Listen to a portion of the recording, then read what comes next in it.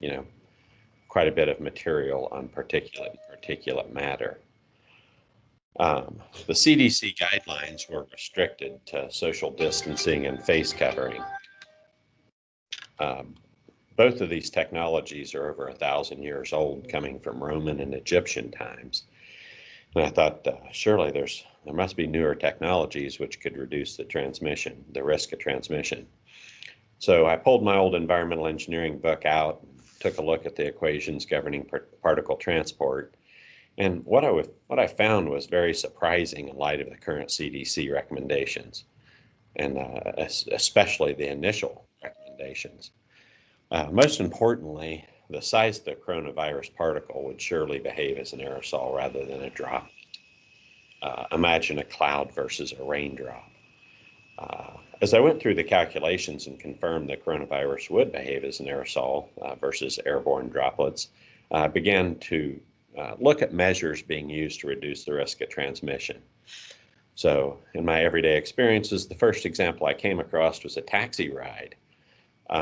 The partition between the driver and I was intended to reduce airborne droplets from infecting the driver.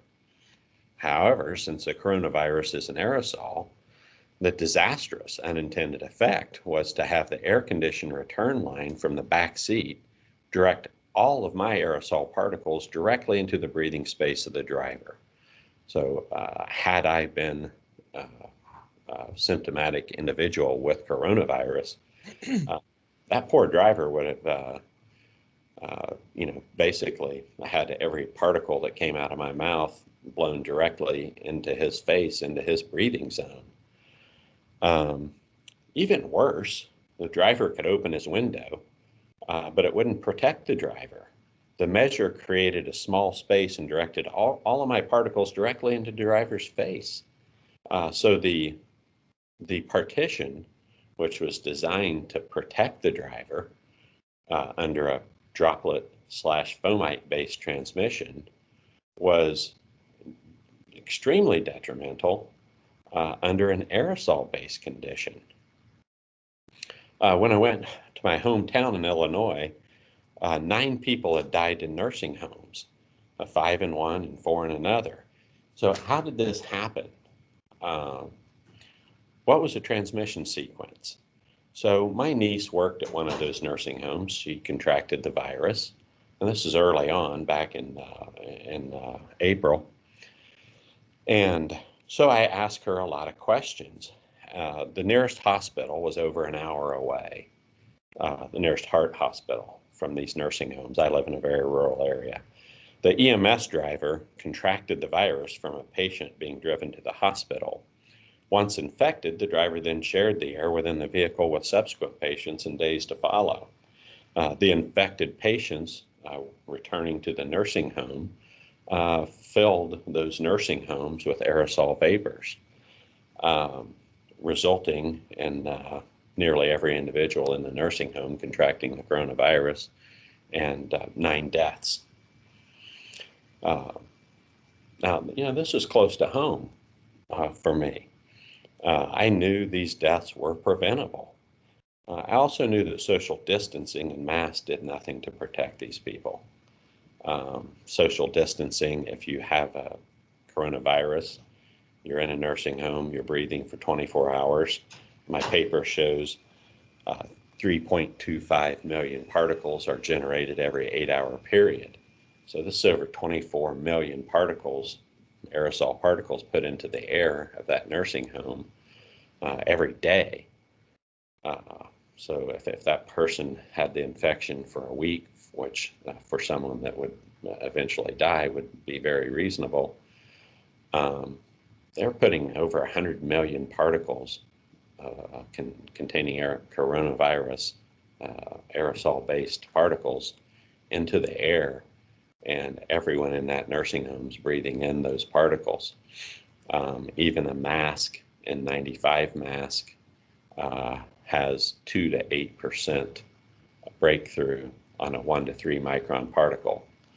The viral load under those conditions is going to be sufficient to give everyone there the virus, which is what it did, and resulting in the death of 9 people. So that really sent me down a path of saying, you know, I want to learn more about this. I want to understand the exact transmission events, I want to understand the exact calculations.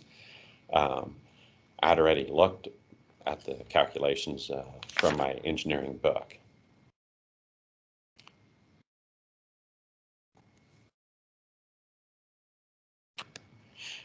So what is an aerosol?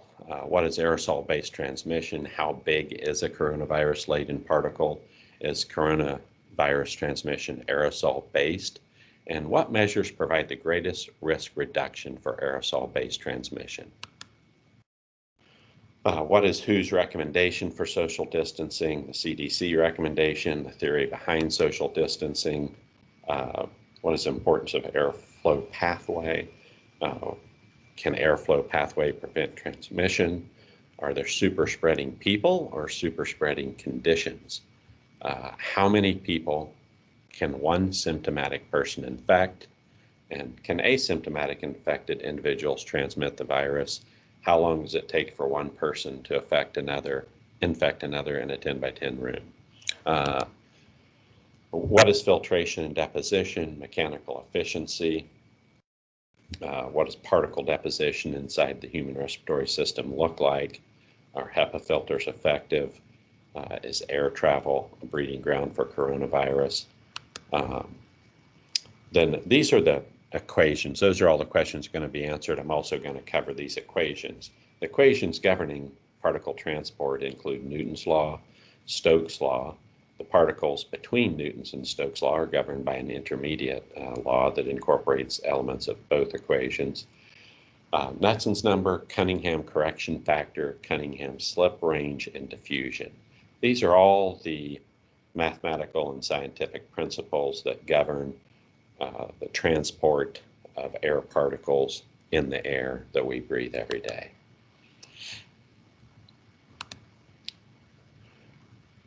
Okay, what is an aerosol? Particles less than 4 microns are considered aerosols by the American Conference for Government Industrial Hygienists, ACGIH. Particles less than 7 microns we're referring to in this paper because these particles basically will never settle to the ground, and that is the beginning of the range of particles that have higher deposition rates in the pulmonary region. But again, an aerosol is generally referred to as a particle that remains in the air rather than settling to the ground, which you're going to see is the vast majority of particles that we breathe.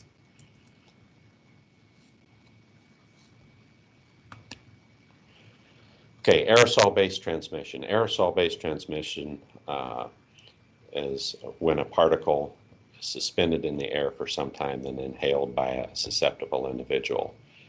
Airborne droplet-based transmission is when a particle from a person's breathing or mouth is governed by Newton's law and settles, lands on a person's face or settles on a surface, or could be breathed in directly by another individual.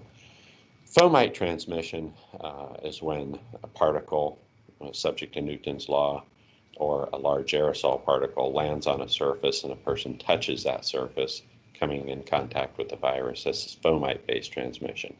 And again, when the coronavirus first came out, this is what the CDC believed, and the recommendations, the current social distancing and wearing a mask, are based off of these two modes of transmission, airborne droplet and fomite. What we now know is that aerosol-based transmission is the primary source of transmission of the virus. How big is a coronavirus? So a coronavirus particle 60 to 140 nanometers in diameter. The average is 100 nanometers. And this is an image of coronavirus particles. You can see most of them are singular. Some are grouped with 2 of them together. And there are some groups of 3 clumped together.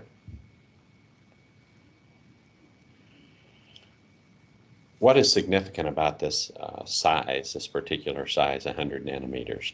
100 nanometers, by the way, is equal to 0.1 micron. They're the same number. Particles in this range are most difficult to collect by any form of mechanical collector. This particle's also subject to Cunningham's slip and has a Knudsen number very close to 1.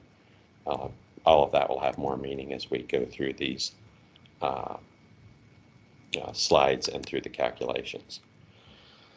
Is coronavirus aerosol-based? I believe the answer is yes. I'll present some information in here that supports that. There's a Wall Street Journal article. In that Wall Street Journal article, they a couple hundred scientists petitioned WHO to recognize and acknowledge that coronavirus is primarily an aerosol-based transmission. What I know from the calculations, what I know from the behavior of a particle, and every single case study I looked at, all goes back to supporting aerosol-based transmission. So I believe the answer to this question is resoundingly yes. And I also believe the current measures recommended by CDC, which are social distancing and wearing a mask, are woefully inadequate, and those recommendations would be consistent with airborne droplet and fomite-based transmission. They leave out all of the technologies invented in the last 1,000 years that would address aerosol-based transmission. So I referred to a case, and this is the very first case I came across, which just absolutely made me believe, my goodness, why are we even talking about this droplet and fomite-based transmission? This thing is an aerosol-based transmission. This was the Washington Choir case. One symptomatic infected individual infected over 50 other people in one 4-hour setting. This could not possibly be droplet-based. What we know is a droplet, a particle large enough for a person to see is 50 microns.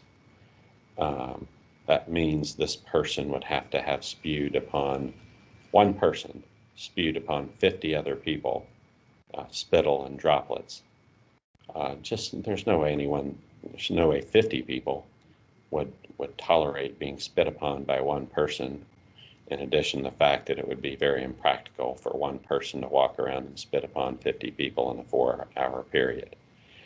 From a fomite-based transmission, that means this person would have to walk around handling up on every donut and thing that people touched and ate in 1 hour, or in 4 hours, to go around and touch all of these things. That's just not reasonable. Or touch or spit upon every donut, every thing that was in that room. The only plausible explanation is aerosol-based transmission. And we will go through the calculations to show exactly how that can happen, and that one person could infect 200 to 600 people in a setting, not proper for transmission, but improper if you wanted to prevent transmission.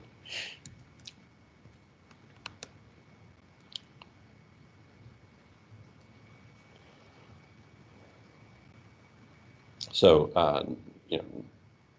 no face covering has a perfect seal. So even with a face covering, there's still going to be particles emitted.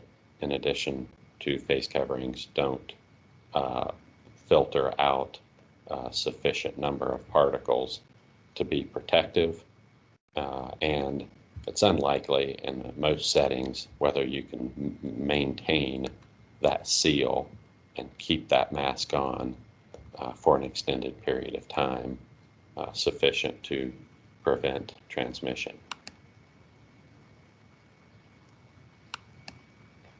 So the 3-foot distance between individuals, that came from a WHO um, recommendation that originates from the 1930s from a Harvard professor.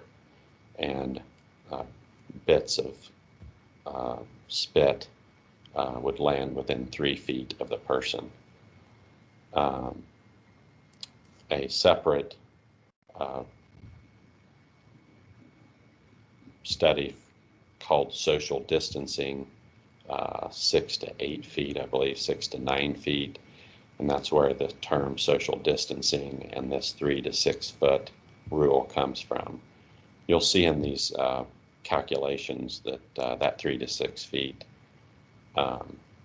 while it may have seemed reasonable in 1930 or 1960, in light of what we currently understand about aerosols, just is not adequate or appropriate. Does social distancing prevent aerosol-based transmission? The answer is no. Again, in the nursing home setting, the person that had the coronavirus is going to pump out 10 million particles every 24 hours. And if they're in there for multiple days, the whole room gets filled, the whole nursing home gets filled with aerosol vapors, and social distancing simply doesn't really have meaning. Inside of an enclosed space, social distancing doesn't have meaning. Well, and I'll show that in some subsequent slides. The Arizona case, 3 teachers all had masks, all maintained social distancing. One of those 3 teachers, well, all 3 of them, one had coronavirus, transmitted it to the other 2, and one of those 3, Kimberly Chavez Lopez Bird, passed away. That death was absolutely preventable.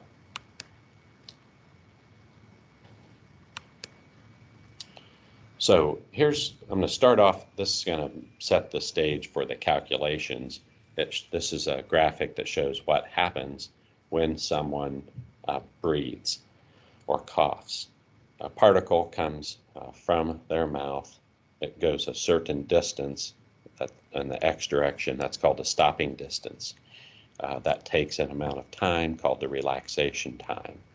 Now, that stopping distance is the point where the force of drag from the particle going through the air hitting nitrogen and oxygen molecules, causing it to slow down to the point where the inertial force of the particle becomes equal to the force of drag. Then at that point, they're settling. Now, of course, it is going in a y direction at the same time, but that's the behavior in the x direction. The behavior in the y direction is it settles. The settling velocity is when the force of gravity, the inertial force, is equal to the force of lift or drag from the molecules of the air. That is called the settling velocity. These mathematical concepts, the stopping distance and the settling velocity, determine a safe distance and whether the particle is airborne or a droplet.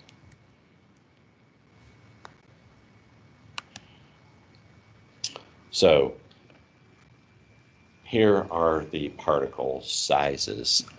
A 0.068 particle, that's the 0.068, the importance of that. That's the mean distance between nitrogen and oxygen molecules in the air. And a coronavirus particle at the lower end is also 0.068, at the higher end is 140, average of 100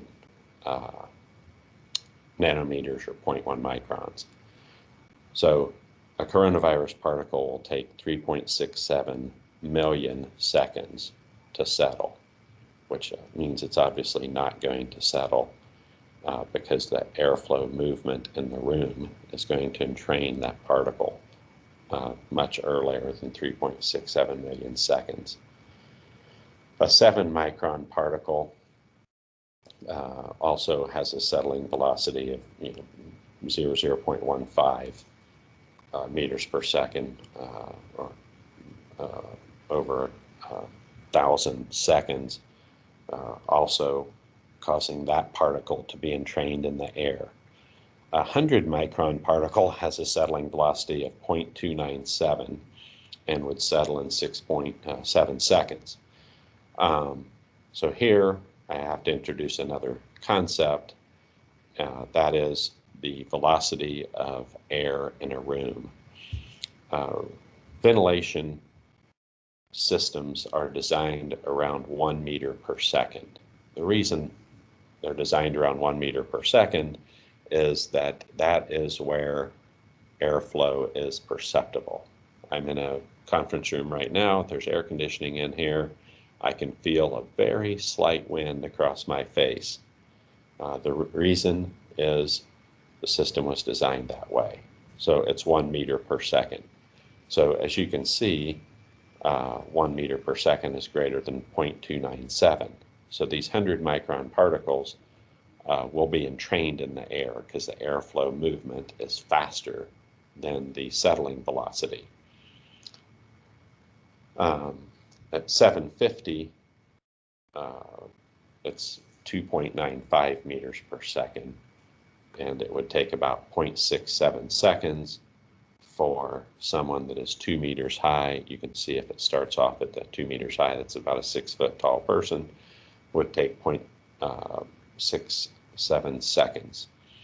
And the settling velocity is 2.95 meters, which is higher than 1 meter per second. So this 750 meter particle will eventually settle. Now, let's put this in context. How big is a 750 micron particle? The smallest particle that you can see is 50 microns. So this particle is 15 times the size of a particle that you can see. So the relevance of this is it's unlikely that you are going to remain in the presence of a person that is spitting particles 15 times the size of a visible particle at you. You can see here a 1350 micron particle. The importance of the 1350 is where this is a purely Newtonian particle. It would drop to the floor in 0.3 seconds, and so these are particles. Now, a 1350 particle is 27 times as large as a particle that you can see. So you can imagine how low of a tolerance you would have for someone spewing particles 27 times the size of a visible particle in your direction.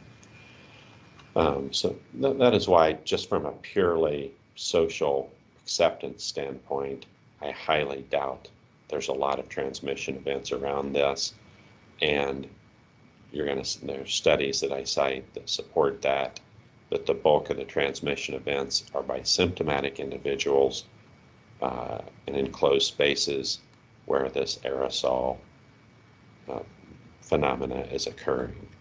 And this is the table that is really the most critical table to understand all of this phenomena. The calculations behind these tables I have at the end of this presentation.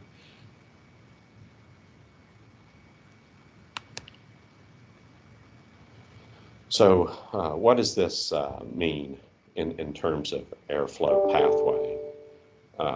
A person standing in front of a vent, all of their aerosol particles are going to go towards the return line.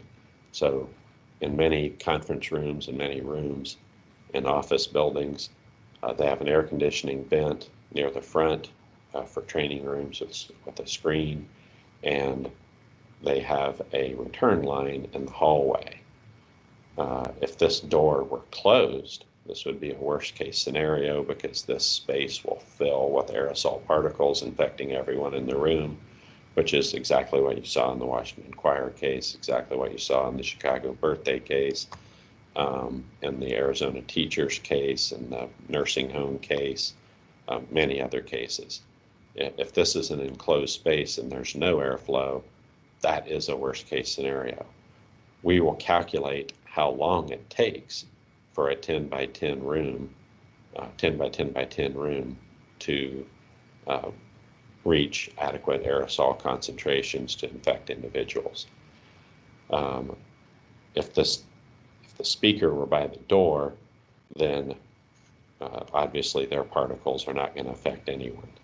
The thing to note here is, in terms of social distancing, the person in the front row may be 3 feet, this person may be 6, this person may be 9 and 12 as the person gets closer to the door, but all of them are going to be breathing in the aerosol vapors. So in an enclosed space, social distancing really doesn't mean very much. Airflow means everything.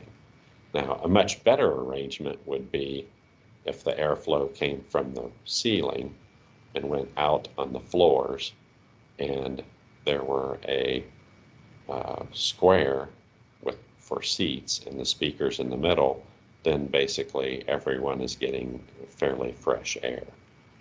The important thing is you're looking at airflow, you're looking at pathway.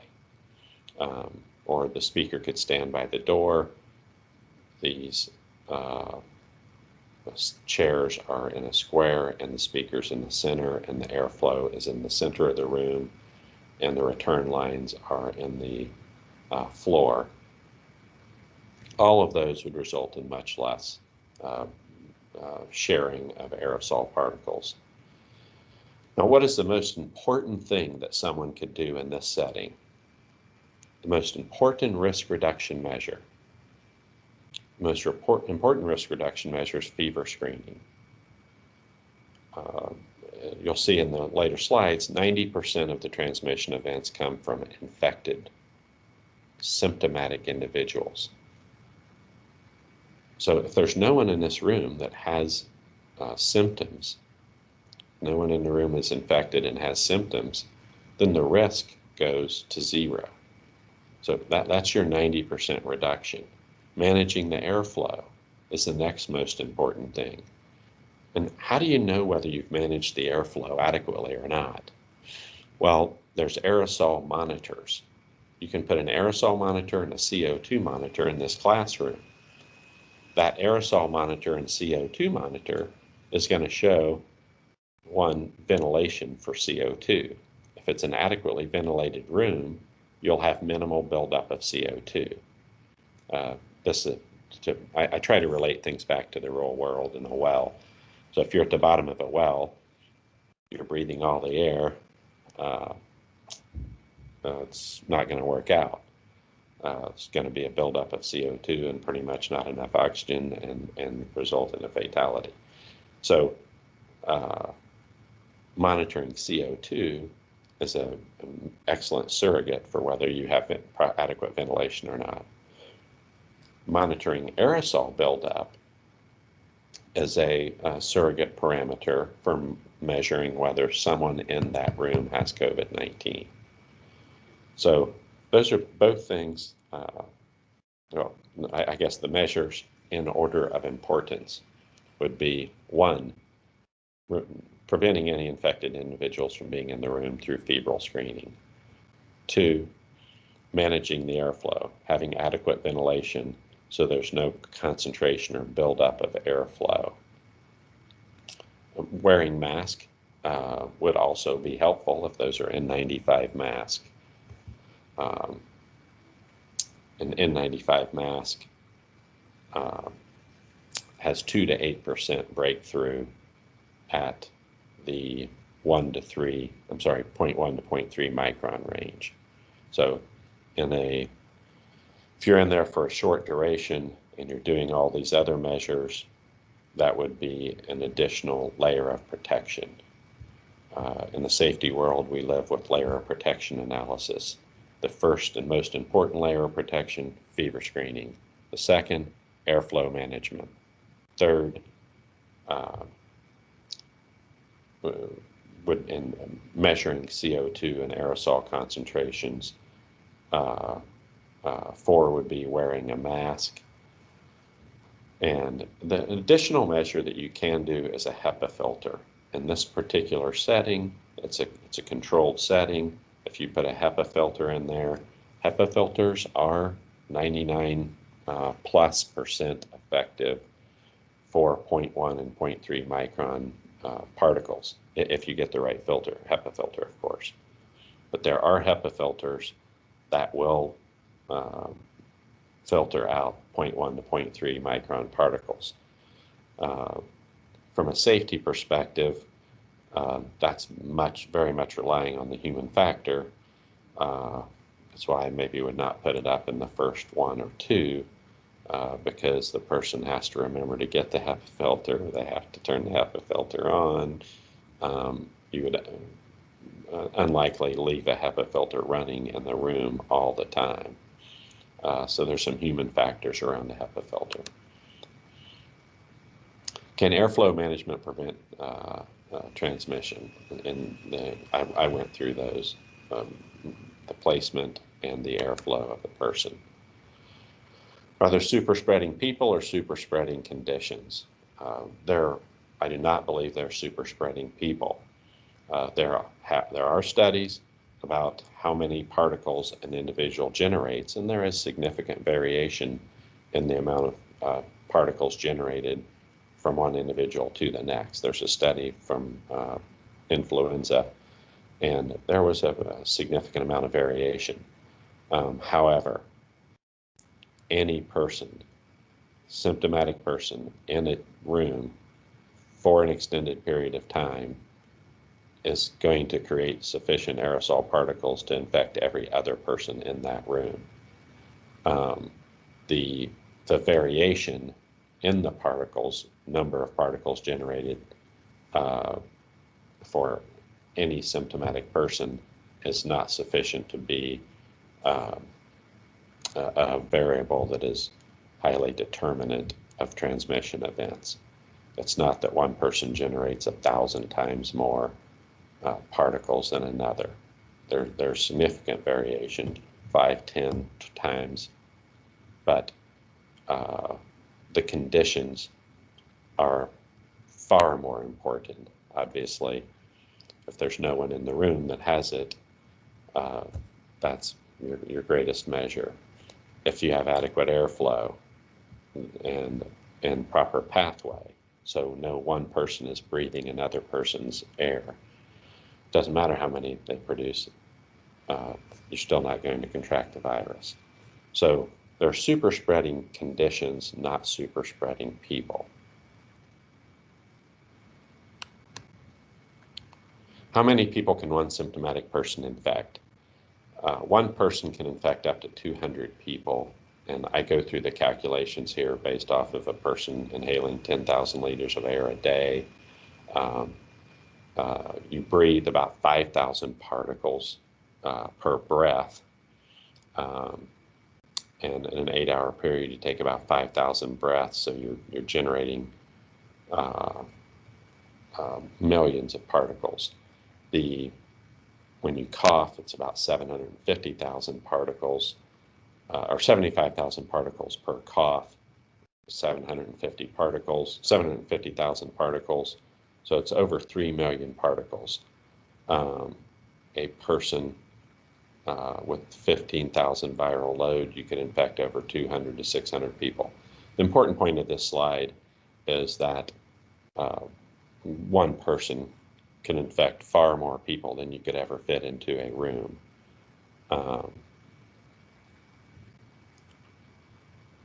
So you really have to put in the controls, control the conditions in an enclosed space. There's no question that a symptomatic person will generate far more aerosol particles than required to infect every person in a room.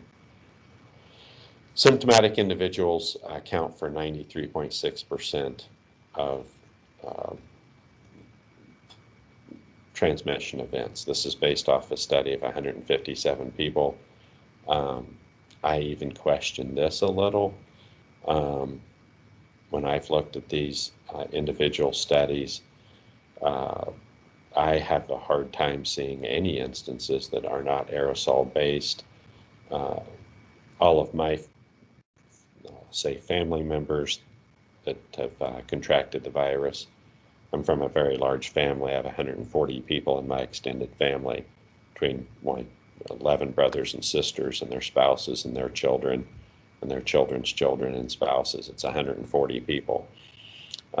So 12 of them have contracted the virus over the last number of months. And every one of those instances, I can trace it back to an aerosol-based transmission event.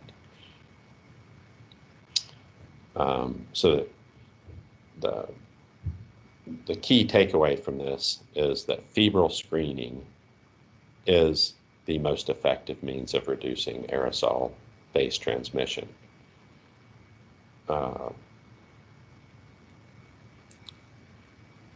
This, back when they originally came out with the recommendations and they believed it was droplet and fomite based, they were poo-pawing febrile screening. Now that we know it's almost exclusively aerosol based, febrile screening should be the #1 recommendation. That is my key takeaway from all the study and all the work that I've done. Just a little more evidence on this is that viral shedding is maximal at the time when symptoms appear and decreases exponentially thereafter. That's based off of several studies back in the mid to early 70s. It's also kind of obvious what you would expect. Your body's not started to fight off the virus yet. It accumulates live coronaviruses, and then you begin to cough. Once you begin to cough, you start to remove that material and your body's fighting it off. So the viral shedding decreases exponentially. So there's 4 other studies that also show the bulk of the viruses, bulk of the transmission events are related to symptomatic individuals. The key takeaway from this is viral shedding is maximum at the time when symptoms appear. This means you have to do fever screening multiple times a day. There's a multitude of Fortune 500 companies who do honor-based fever screening. They fever screen in the morning before they come into work. Well, there's the airline case where an individual was on an airline. They left the jetway. They had a delay. At 2 hours, they were asked if they wanted to leave. No one said they wanted to leave. Another 2 hours passed. By law, now they have to ask them if they'd like to get off the plane. One of the individuals say, hey, I'm not feeling well. I'm feeling a temperature. So, of course, they have to test him as soon as he gets off the plane. He tests positive under febrile screening for a temperature. He tests positive for the coronavirus. The importance of that is the symptoms will develop in less than 4 hours.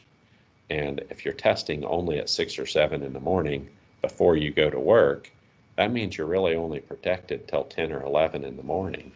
So if you do have a policy that you only fever screen on the honor system in the morning, then you would have to have a companion policy that said there can be no meetings after 10 in the morning. Nobody can go into an enclosed space with other people. This obviously isn't practical in the case of control rooms and refineries and chemical plants. They have to be in the same space. I cannot recommend highly enough for fever screening multiple times throughout the day. One of the companies that we work with went to fever screening every 2 hours throughout the day, in addition to just simply asking the question, do you feel well? Are you having a cough? In addition to the fever screening. Those measures will be effective. Using the honor system before you leave work will not be protective throughout the day. Uh, that is supported by two examples at refineries. They had meetings in the afternoon from 1 to 3 in an enclosed space, and super spreading events occurred. I just can't recommend enough against not doing that. You must have fever screening multiple times throughout the day, and if they're meeting in a conference room in an enclosed space, know what the CO2 concentrations are, know what the aerosol concentrations are, leave the door open, put the speaker by the door or in the pathway where the speaker is not infecting other people. A speaker has more particles than anyone else. So how long does it take for a person to fill a 10 by 10 by 10 room? In 2 hours, you'd have an average of 165 particles per cubic foot from one symptomatic individual. A person at rest breathes 0.212 cubic feet per minute, consuming 35 particles per minute, or 2,000 particles per hour. So in a 10 by 10 by 10 room, if it takes, what's the next slide? If it takes 5 to 10,000 particles, or 3 to 15,000 particles, you're going to see an infection occur in a 2 to 4 hour period. Now, that's also what you happen to see in the bulk of the case studies. The Arizona teacher case, the 3 teachers were in a room for a 2 hour period. Washington Choir case, they were in the same room for a 4 hour period. The Chicago birthday party case, they were in the same apartment for 4 hours. I know of another case where one person rode in a car with 3 other people. It's a 2 hour ride. All 3 of those people then contracted the virus from the one infected individual. They unfortunately did not roll their windows down. So what we see in the real world is a lot of events where people are infected, where they're in an enclosed space for 2 to 4 hours or more. That's consistent with what we would expect from a calculation of the number of particles in the air. Okay, what is mechanical efficiency? So now I think I've put out there, hey, aerosol is coronavirus is aerosol-based. The coronavirus particle itself is certainly an aerosol particle. So now we want to look at, we've looked at the person generating the particles, filling the room. What happens to the person breathing in? Let's look at the other end of that equation, people breathing in. And this goes back to the very beginning when I looked at, when I pulled my old environmental engineering book off the shelf and looked at particle removal. This is the very first graph. This graph is an engineering truth. Very large particles are easily removed. They cannot change direction in airflow. Very small particles are very easy to remove because they have random motion. We're talking about particles so small, they will go between nitrogen and oxygen molecules in the air without hitting the nitrogen or oxygen molecule. So they basically take off and go until they hit a wall. They may run into another nitrogen or oxygen molecule, but they're, for the most part, acting independently with random Brownian motion, the same way the molecules themselves move about. That's diffusion. The large particles are Newton's law. All of these are easily removed. This little band down here that are the most difficult to remove, these are particles with a Knudsen number close to 1. The phenomena there is called Cunningham's slip. Hopefully within a few months, everyone in America will know what Cunningham's slip means and the importance of Cunningham's slip. Cunningham's slip is the phenomena that results in viruses being very effective and transmitting and living. The viruses are the size of the Cunningham slip at atmospheric conditions. This particular graph in the narrative along with this graph shows that this is the dip. Now, for a mechanical collector, that mechanical collector may be running at a higher pressure. So this Cunningham slip can shift to the right when you have higher pressures. At atmospheric pressure, this Cunningham slip is over here in this range, as we'll see in our calculations.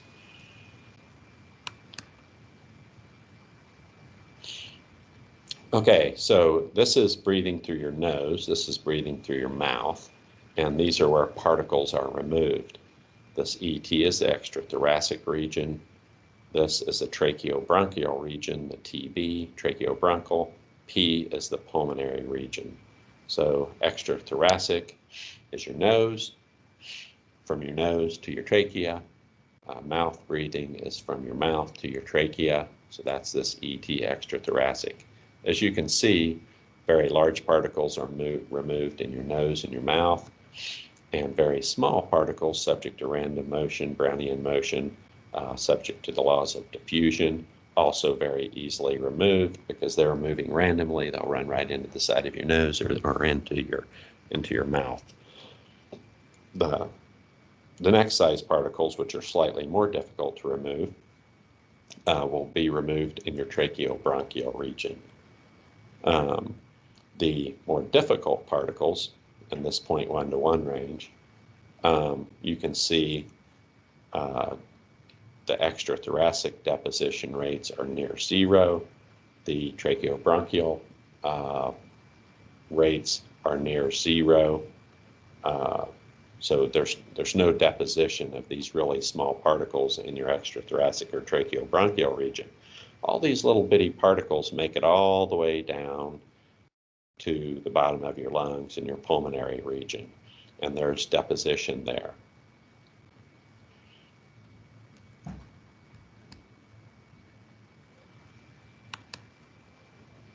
Here's a HEPA filter.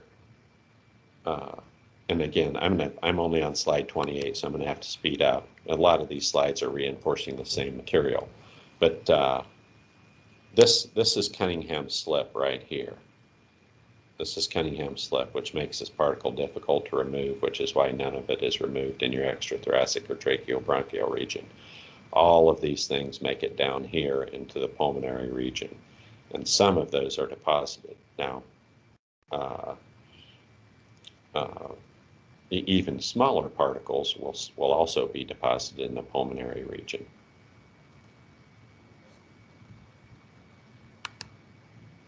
A HEPA filter can remove 99.9% of these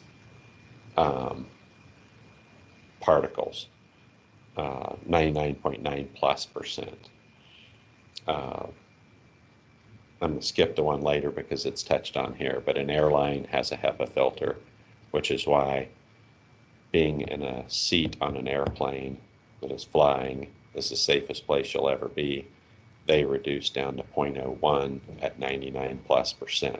That they reduce all of these 99+% with their HEPA filters. They also have the benefit of having a 2-stage HEPA filter, which you can have a shift. You can move this difficult region to the left or to the right by changing the pressure that the HEPA filter is operating, so that you can achieve these extremely high efficiencies across all sizes by operating your filter at 2 separate pressures. So a HEPA filter in an airplane is the safest place you're ever going to be. Oh, that's this slide right here. I went through the actual science behind it. This is a narrative by Boeing explaining the same thing. They have 50% fresh air rates. In addition, the fact that have 12 to 15 air changes, and it's cycling through 25 to 30 times, in addition to the fact that it is 99.99% efficient. It's an extremely safe place to be on an airplane. Here's Newton's law. So these are the sizes real quick. Here's Newton's law, intermediate law, and Stokes' law. Newton's law is a heavy particle that falls to the ground like a marble. Stokes' law is a very light particle that would gently go to the ground like a feather, or if there's any airflow, obviously it's going to get entrained in the airflow, much like if you drop a little piece of paper over in a fan. The mean path between nitrogen and oxygen molecules is 68 nanometers, or 0.68 microns, 0.068 microns. So the importance of that is that's the same size as the coronavirus particle, same size as many viruses. Turns out viruses, or nature knows, nature has always known the fundamental truth of Cunningham's slip, whether we knew it or not. Those viruses are all the same size as in the right size to be affected by Cunningham's slip.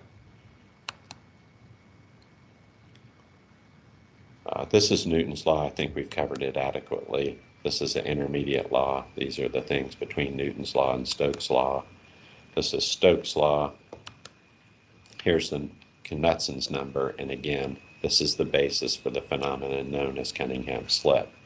This lambda here is the mean distance between nitrogen and oxygen molecules in the air.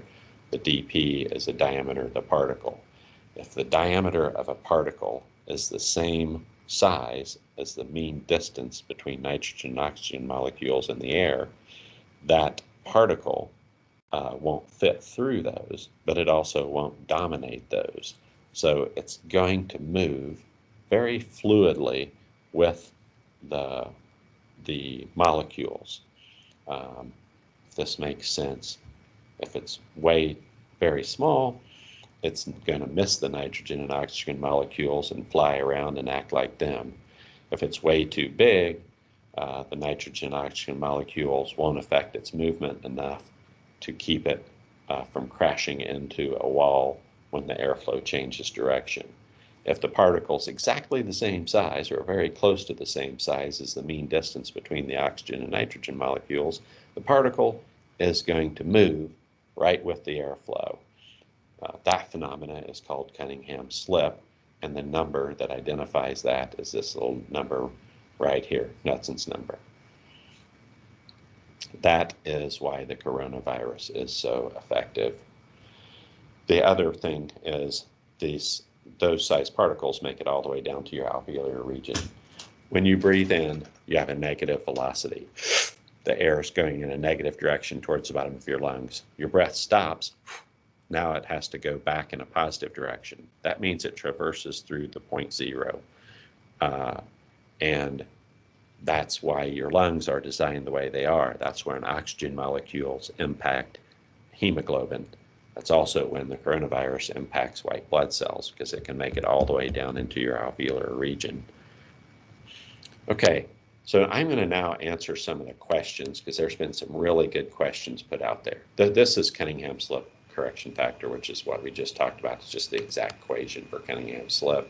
This is the equation for Stokes' law with settling velocity and Cunningham's slip applied. This is another version of the graph showing the diffusion.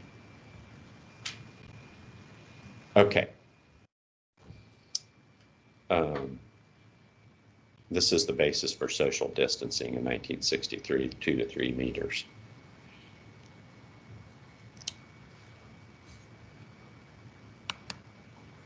Okay, here's a technology. This is the infrared camera. This is one particular infrared camera. The relevant point here is febrile screening equipment is accurate. This is accurate within 0.3 degrees Fahrenheit.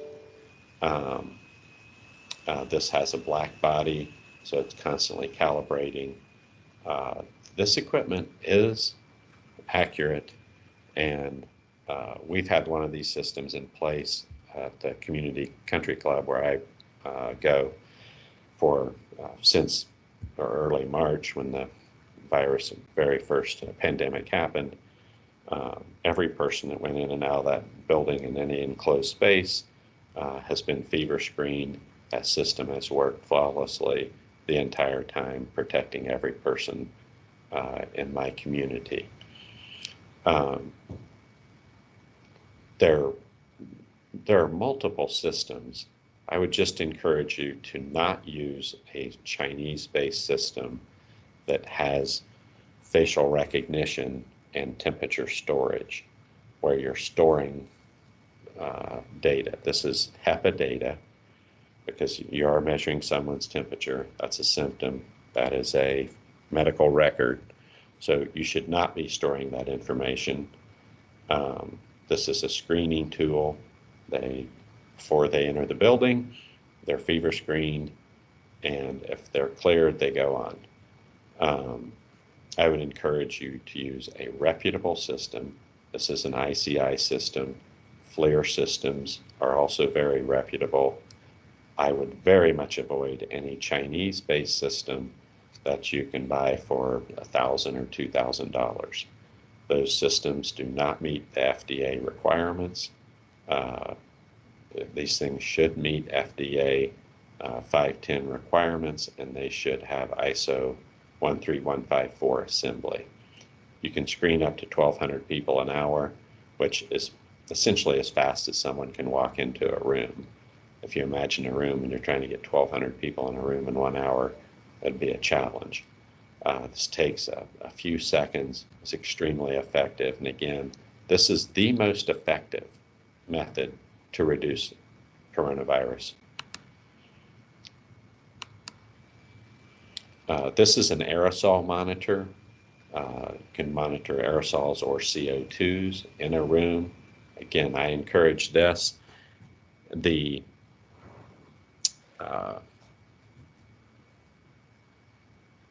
occupancy rates of most rooms today are governed by fire marshals and fire codes, dating back to the Triangle Factory fire.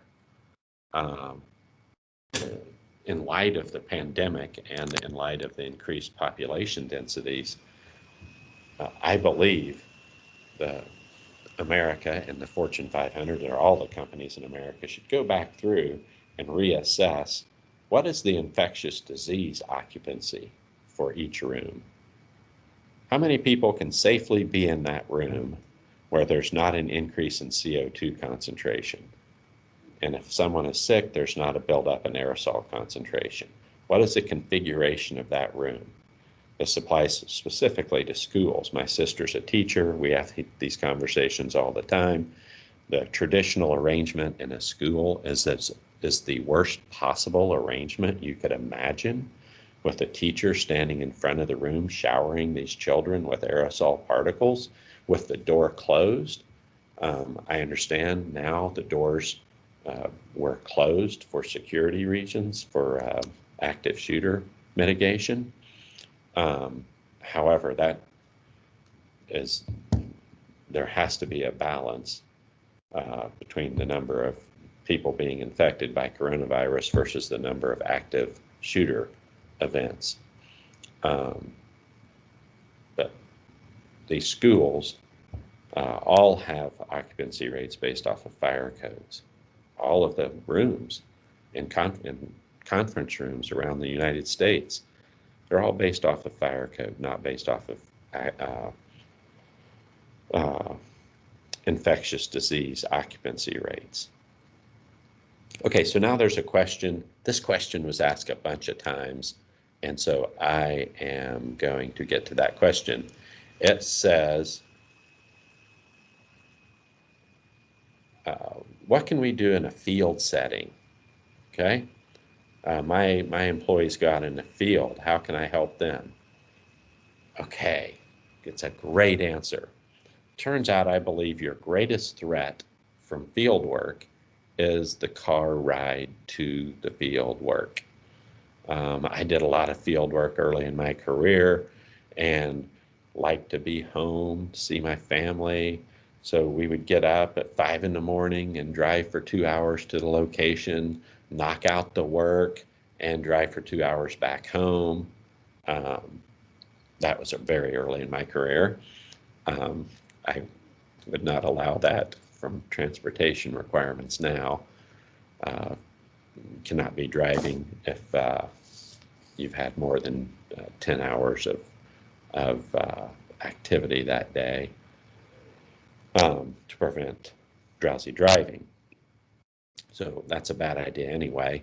But that 2 hour drive in a enclosed space of a car, that's going to be 100% transmission if one of those people in that car has the coronavirus and they have the windows up and the air conditioner on. So that's by far the most dangerous element of field work, is the car ride to and from the work site. Those windows have to be down. That has to be in your health and safety plan. Just talked to someone about that yesterday. They added to their health and safety plan for all field work that windows have to be down to and from the location. The other part is for, say, a stack testing company. They have a stack testing trailer. That's an enclosed space. That person is in that enclosed space for 8 hours, breathing, filling that enclosed space with aerosol vapors. The person that's on the stack or doing the other work, they come in there and talk to the person in the trailer, and they have lunch in the trailer for an hour. Well, that's a transmission event. They should instead go sit in the truck with the windows down, have their lunch and talk, and greatly reduce the probability of a transmission event, or just stay outside in the shade. I understand there are also, heat stress requirements that they may need to have one person in that air-conditioned truck, and that's okay too. There's a lot of competing health and safety elements of fever screening.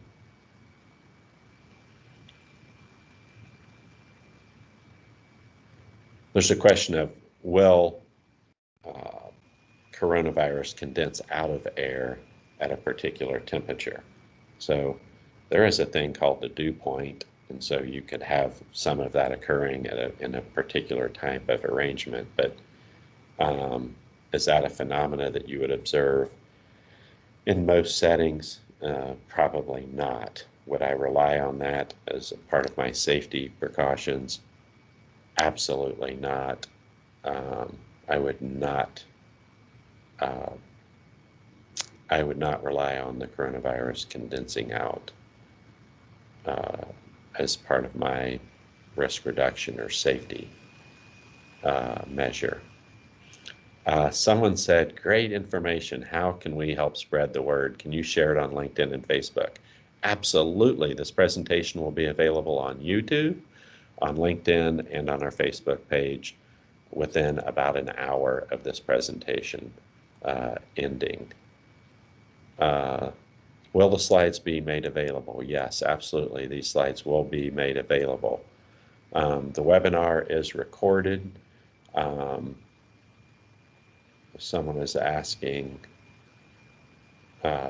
if you wanted me to redo this presentation for your company. And yes, of course, I would love to redo this presentation for your company in a company setting where people can ask questions. That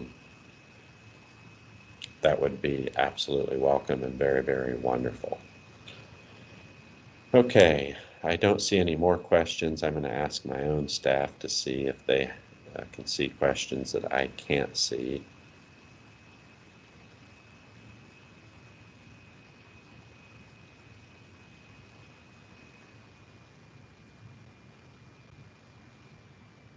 Oh, yes. Please feel free to share this post on LinkedIn.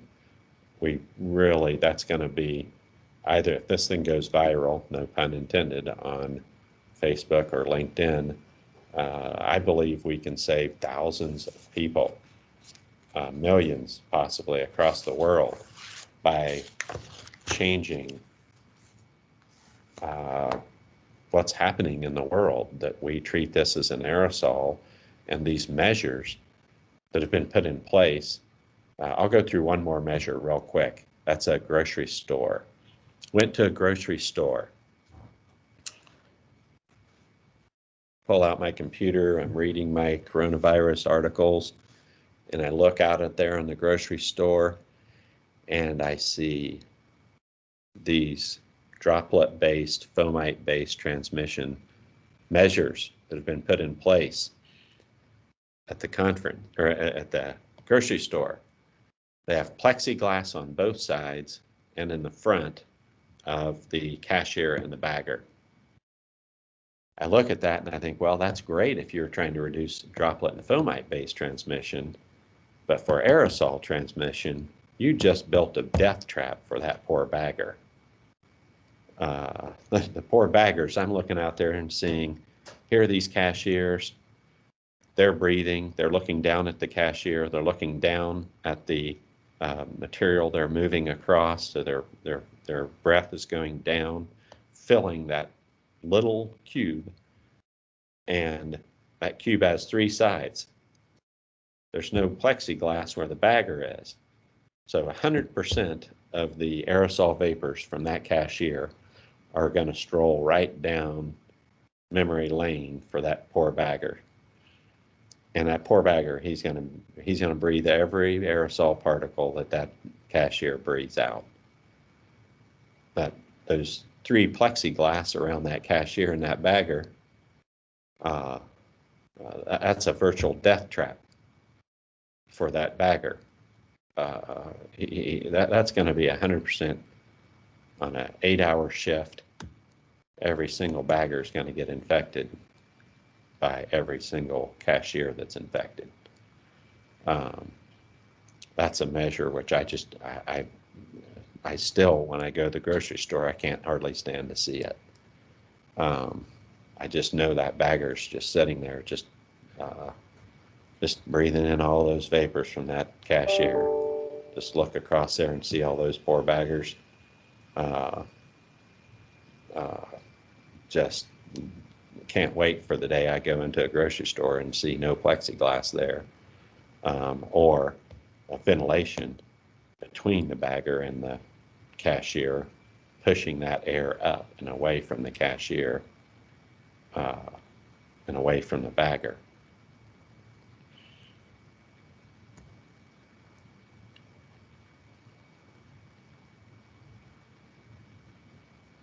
There's a question, considering design of pre-HEPA filter condensation. That was the dew point. And yes, if you are compressing air to put it through a HEPA filter, would you need to evaluate the dew point? Absolutely. That is beyond the scope of this conversation and beyond the scope of my background. I'm aware of it. I know that, yes, you would want to consider it. The exact pressure drop across a HEPA filter and the amount of cooling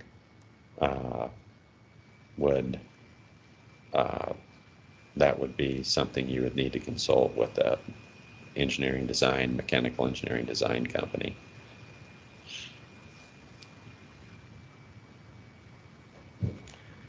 Yes, here's another question is, are there design considerations for post-construction additions to buildings? We have seen in the refinery and chemical setting, which are the ones I'm had a lot of experience with, multiple instances of super spreading conditions where building was designed, their ventilation was designed, and then someone came in and put in a loft. They put in cubes, they put in this or that, and they then altered the airflow. They created these eddies, these trapped spaces where aerosol builds up and there you have your transmission event.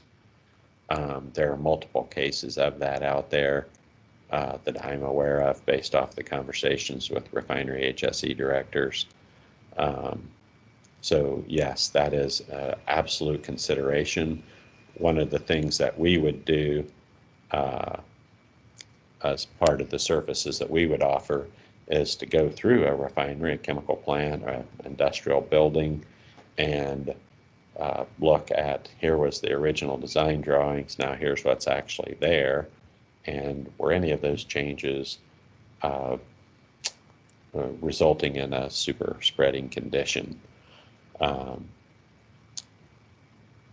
So yes, there's after construction modifications to buildings create a significant number of super spreading enclosed space conditions. Someone asked about the difference between a temperature gun and a camera, a fixed mounted camera, much like the one that we're showing here. So these cameras, they're focusing on the inner canthus of the eye, right here, the inner canthus of the eye, and they take a number of pixels. I think this camera here takes 3 pixels around the inner canthus of the eye and averages those 3 pixels. Now it's constantly being calibrated with this black body. So the reading, that's how you can get these readings down to plus or minus 0.3 degrees Fahrenheit. They're using a black body and the 3 pixels associated with the inner canthus of your eye. The inner canthus of the eye, I believe, is where your carotid artery terminates, so it's the most representative of your core body temperature on your face. Whereas your skin temperature on your forehead is not as representative as your core temperature. So a lot of the temperature guns, they use your forehead, and you have to be within 2 to 3 inches. Again, out of my curiosity of watching people, my family, now all of my family members have temperature guns and screen themselves every day. For a building, I recommend this type of arrangement with the FDA approved ISO 13154 assembly for a building with hundreds of people in it. The cost for these systems, by the way, are a fraction of a penny per day. If you have 500 people going in and out of a refinery or a building, and the system lasts 5 years, the cost of the system on a per person per day monitoring event is a fraction of a penny. Again, we see people putting in systems that are $1,000 or $2,000. I just don't think that would pass most companies' risk reduction protocols. In other words, the consequence of one inaccurate measurement could result in multiple deaths. That would be the consequence. Well, what's the frequency? If you're measuring 500 people 200 times a day, that's 10,000 events. What's the chance of one incorrect measurement for 10,000 people? Over 5 years, you're talking about 50,000 monitoring events. What's the chance of one inaccurate measurement letting someone through the gates and causing a coronavirus infection and resulting in a fatality? Well, the cost, because the frequency is so high of the number of times this thing happens, 10,000 measurements over a 5-year period, and the consequence would be a fatality, the combination of frequency and consequence would lead you to have a pretty high number in terms of how much money would we spend to prevent that from happening? Well, it's far more than $15,000 or $20,000, which these very high-end systems are $15,000 to $20,000. The other element about a system that actually shows the person's face is the deterrent. So that's a human factor. Where that came to bear for me was the airport study. I believe it was either in Korea or Taiwan.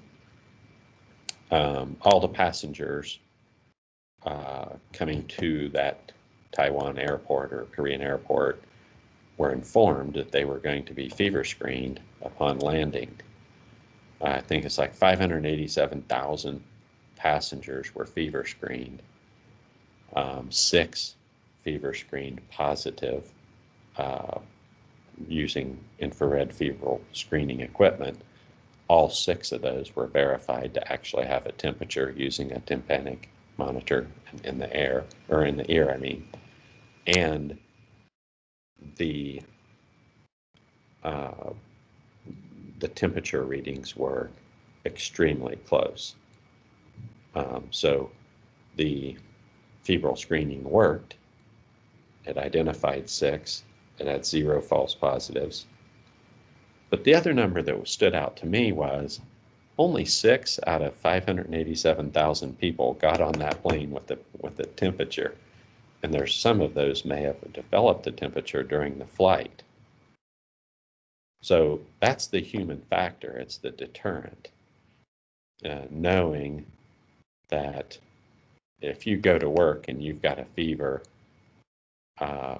everyone at work is going to see that you failed this test. And you have to look yourself right in the mirror, so to speak, even though this is an infrared mirror. You have to look yourself in the mirror and know that, hey, you came to work even though you had symptoms. You're feeling your temperature, you're not feeling well, and you came to work anyway. To me, febrile screenings, an argument could be made that the greatest benefit of fever screening at the gate or at the door is the deterrent from going into work if you have a fever, if you're not feeling well. And believe me, there's plenty of pressure on a lot of families where one family member is now out of work because of the pandemic, and the other worker has a job, and he wants to make sure his boss isn't disappointed. So he comes into work, even though he's not feeling well, he thinks, I may not have a fever. Well, with these systems where he has to look himself or herself in the mirror or in this video screen, and then they're tested again at noon. If you're testing 2 or 3 times a day, which again I recommend, they weren't feeling well, they get through there in the morning, and at noon when they're retested, they come up positive. All of their fellow coworkers know that they tested positive. That is an extremely huge deterrent, in my opinion.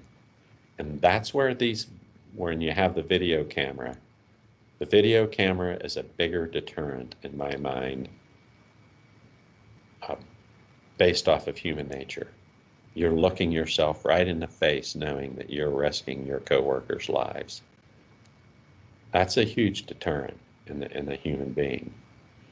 So the human factor associated with these fixed mounted cameras, I do not believe is an inconsequential reduction in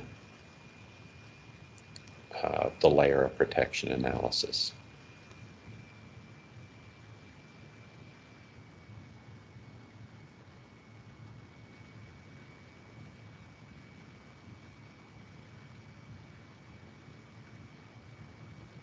Oh, here's a question saying, are you inferring temperature guns currently being used in settings such as schools or even screening entering a doctor's office ineffective?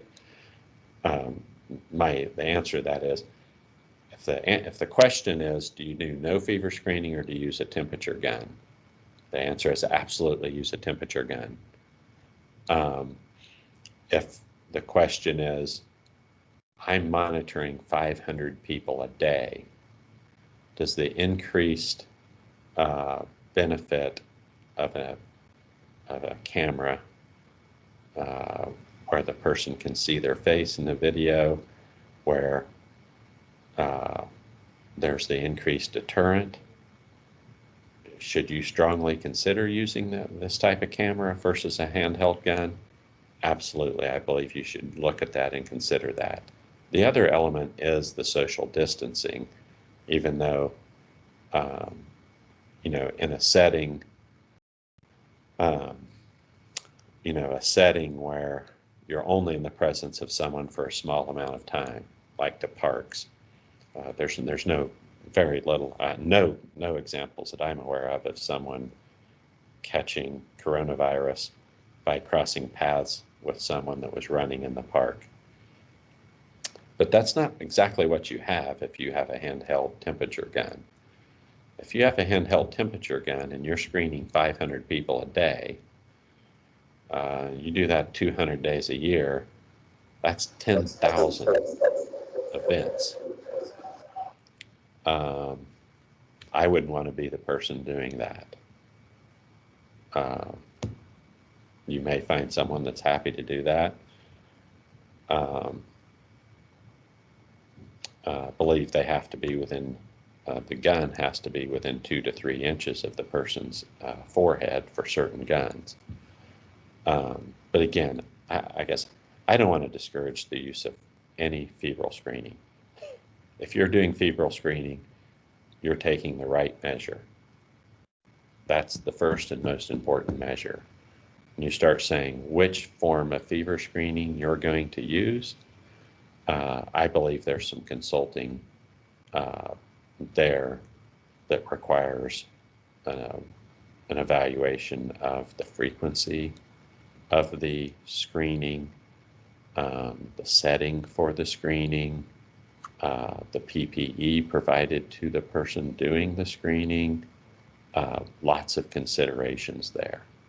So I guess my answer is that's an individual risk decision for each company, for each entity, whether they do temperature guns or a fixed mounted FDA compliant febrile screening system with a video monitor. That's a risk-based decision, and each company has to make that decision on their own based off of their risk factors and including the frequency of the readings, the social distancing, the PPE. That's an individual decision. If you're doing fever screening, I'm all for fever screening. And those are a lot of good questions. And Craig O'Neill from Flares got a lot of great notes in the text here. I know Craig, and Craig is extremely well qualified and extremely competent individual. Okay, thank you very, very much for your time. I do not see any more questions or comments, and I think I ran over my time a little bit here, so I certainly appreciate so many of you staying on for so long and providing so many amazing comments. And again, if you would like to get in touch with me, my contact information will be on the last slide of this presentation. My phone number is 214-415-0607, and I can be reached at steve@4cmarketplace.com. All of you will receive an email with a link to the recording and with my contact information. Thank you very, very much for your time.